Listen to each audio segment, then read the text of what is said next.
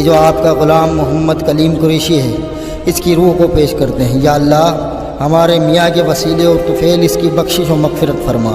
محمد کی قسم وہ مرتے ہی جہنم کے دروازے سے جہنم کے اندر داخل سے اللہ پر وہ امید نہیں جس اللہ نے اسے یہ امت توحید کے علاوہ کسی بات سے نہیں جڑ۔ قادری، نقشبندی، چشتی، سہروردی نور اللہ مرقدہ کے دربار کرم میں پہنچا دیں۔ آپ کے وسیلے اور توسل سے آپ کے دست مبارکہ سے یہ ثواب کہ جو آپ کا غلام محمد کلیم قریشی ہے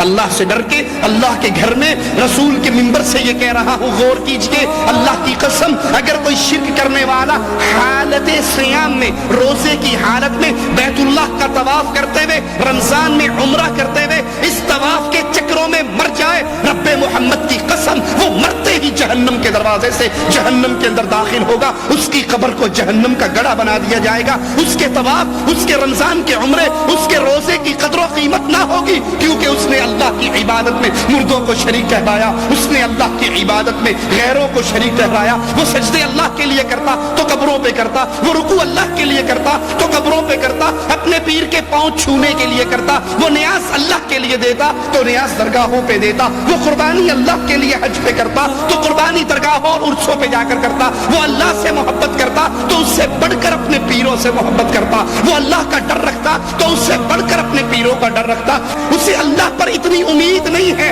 اللہ سے اتنی امیدیں نہیں ہیں جتنی اسے بابا دھنکے شاہ کے ڈنڈے کھا کر امید ہے۔ اس دفعہ پیر صاحب نے پھونک مار کے جو تعویذ مجھے دیا ہے، جو کالا دھاگا مجھے دیا ہے، جو انگوٹھی اور مندری، جو چھلا اور کڑا مجھے دیا ہے، تو سمجھ لیجئے بس بابے کی ایک پھونک لگنے کی دیر ہے، اب میری ساری مصیبتیں دور ہو جائیں گی۔ اسے اللہ پر وہ امید نہیں جس اللہ نے اسے حکم دیا تھا، وَتَوَكَّلْ عَلَى الْحَيِّ الَّذِي لَا يَمُوتُ، بھروسے کرنے ہیں ان ڈھیریوں پہ بھروسے کرنے والوں، ان ہڈیوں پہ بھروسے کرنے والوں، ان مردوں پہ بھروسے کرنے والوں، جن کو استنجے کی طاقت نہ تھی، جن کو غسل کی طاقت نہ تھی، جن کو کپڑے اتارنے کی طاقت نہ تھی، جنہیں کفن میں لپٹنے کی طاقت نہ تھی، جن میں چل کر جانے کی طاقت نہ تھی، قبر میں اترنے کی طاقت نہ تھی، تم ان بے بسوں پہ امیدیں کرتے ہو جو اللہ کو چھوڑ کر ان پر یہ بھروسے اور توکل کرتا ہے، تو رب محمد کی قسم یاد کر لیجئے، یاد کر لیجئے، وہ افطاری سے پہلے مرے، وہ افطاری کے بعد میں مرے، وہ سحری کھا کے مرے، وہ حالت سیام میں مرے، وہ بیت اللہ میں مرے، اگر اس کے عقیدے میں شرک ہے، رب محمد کی قسم اس کی کوئی محنت، اس کی کوئی عبادت، اس کی کوئی چیز اللہ کے دربار میں قوت نہیں پائے گی،